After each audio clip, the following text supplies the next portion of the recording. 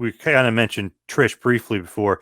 That feud is great just from a few different perspectives in the ring and then storyline wise, because you had the psychology thing and then you had like, is this a lesbian storyline? Is this like, is she messing with her, getting her head? But also in the ring, it was such a good contest. You guys always had great chemistry and drew very well too. I mean, it was a very, very prominent feud for a long time for WWE.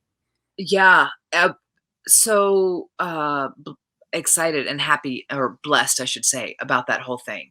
Because even at the time I was grinding on in developmental 2.5 years and just kind of like really, really hoping. And it was in this weird transition of the business of like the diva search and all these things that started, because I had gotten in as a wrestler wanting to be the wrestler, right? Like wanting to kind of do that. And I think with the angle, and I think about all the times that I was supposed to debut, that I did debut with CM Punk and got pulled from TV, and all these things of wanting and almost quitting in OVW, because I realized, like, I feel like the business, like, it's always gone on these little roller coasters, and I was like, I feel like it's going on this space where they don't even want female wrestlers right now, and this is what I've dedicated the last 7-8 years of my life to. And I don't know if I'm even going to get a chance to, because I would see my friends get let go in OVW, and like, I'm like, this kind of, I don't know what to do. Like, I want to wrestle and I want to be the best. And I feel like even right now, like, they don't even want me because I am a good wrestler.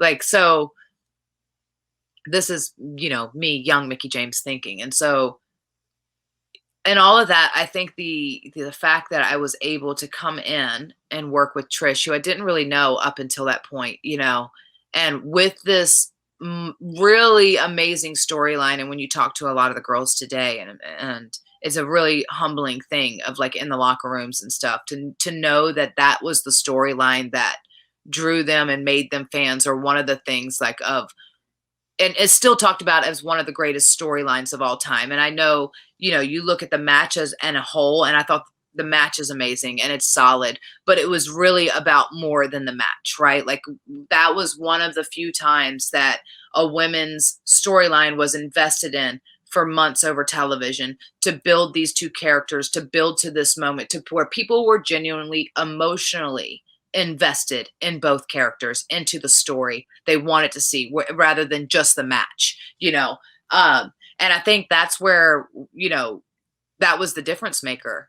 It wasn't a hot shot match that was built up over the matter of 3 weeks. It was an angle, a story that had developed and invested in, and taken the time to get to this moment. Almost, I debuted in October 9th, 2005, and all the way to April, we get to that moment. And that, I think that the fact that that much time was put into the development of my character and aligned with Trish right out of the start, who is still, the golden goose, like, it leveled me up to where that like, it put me in such a high position to that's where my career went. So all those other things that like happened, that didn't happen, that were taken away, I'm like, this is why.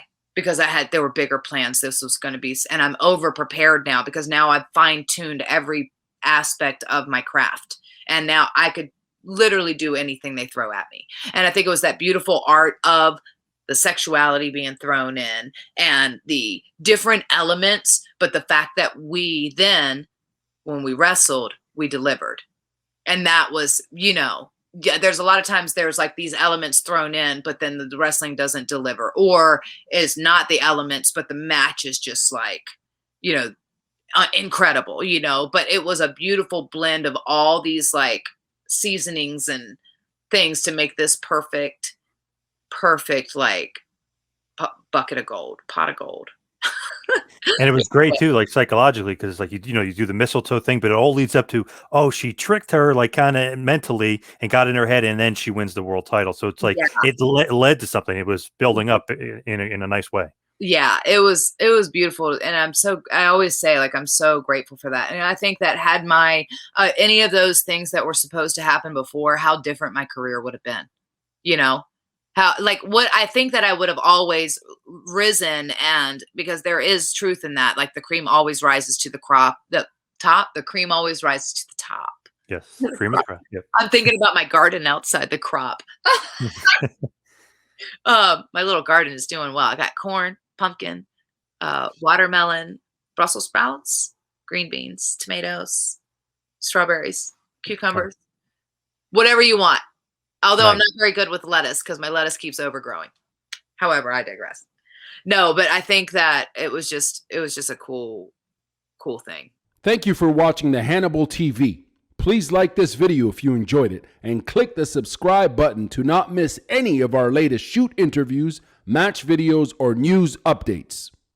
Support us on patreon.com for $1.99 a month to watch our full shoot interviews ad-free and help our channel grow. Follow us on Twitter at the Hannibal TV for instant updates.